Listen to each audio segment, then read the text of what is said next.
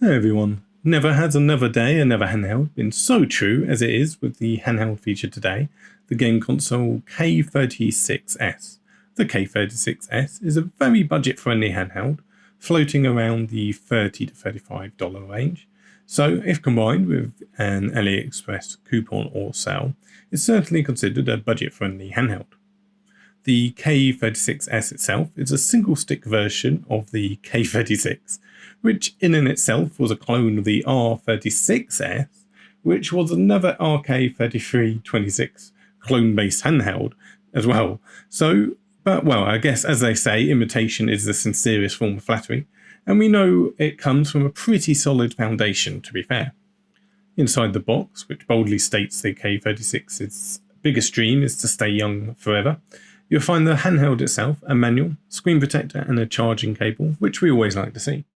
Spec-wise, the K36S has the tried and true RK3326 chip inside, which means it will give us solid performance for everything up until and including PlayStation 1, with it also giving us access to some, but far from all, of the Nintendo 64, DS, Dreamcast and PSP game catalogues.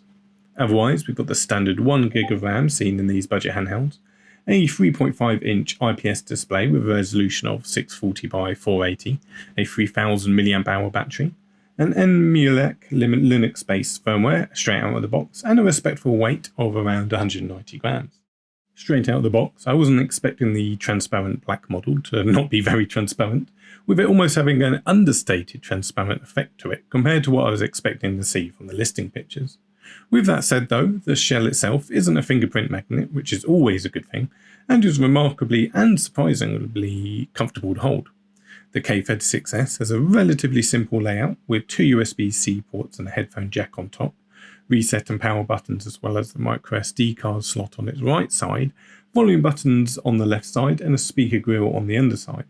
The speaker is likely the weakest area of its otherwise fine design, with it struggling with high volumes and everything otherwise sounding just quite subdued.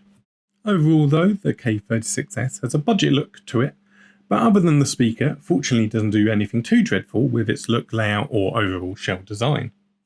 In terms of controls, if we have a look at the K36S face buttons first, the B and A buttons have a slight indentation around the buttons, which the X and Y buttons do not. I could feel this during button matching especially, but I wouldn't say it felt bad, just different. The buttons themselves are quite soft and don't have the sharp edginess to them that some budget handhelds do, and are relatively responsive as well. The single joystick is a Switch style stick that mainly stays out the way if you don't want to engage with it. It has somewhat limited travel and is positioned quite low, so the fact it is kept out of the way is for me a good thing, although the joystick itself isn't a bad one overall. I've never personally been a fan of the crunchy style shoulder buttons, and the K36S doesn't do anything to convince me otherwise, but at the very least they're serviceable and smoothed off, so aren't a bad style of this setup. I just genuinely don't like them as I have medium to large hands, and to bend my fingers quite a lot to hit the L1 and R1 buttons, and switching between all four can be a pain for me as well. The circular D-pad is surprisingly good, though it concaves just a tad too much into the shell for my personal preference and suffers from not having a strong centre pivot, making relatively responsive D-pad feel less responsive than it actually is. If they firmed its control up a bit, it would actually be a pretty decent D-pad for me, but as it is, it just isn't a bad one for a budget handheld, which kind of sums up the controls for the K36S pretty well to me. Out of the box, we've got emulate Linux-based firmware, which definitely should now be the minimal expectation for budget handhelds, which in and itself shows how far we've come in just the last few years. There's a few menus there which may be a bit confusing to newcomers, of course, such as the Wi-Fi enable option being present with or without a Wi-Fi adapter plugged in, but the vast majority of the setup is done for you straight out of the box, with only some control setups like the O and X positions being set to the eastern layout compared to the western one to contend with. So with all that said, I'll cut some gameplay footage now before summarising back up at the end.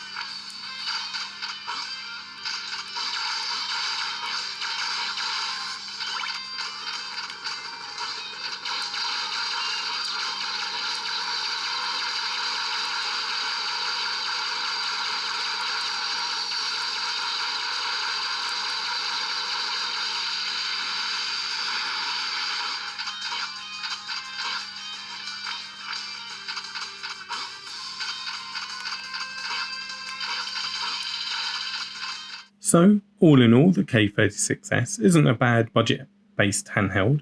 It does show how far we've come in the lower budget end over the last few years. A budget build quality and less than stellar controls stop it from being this year's budget king, but if you can pick one up during an AliExpress promotion or with some coupons, you could certainly do worse than the K36S. That's it for now though. Thanks so much for watching.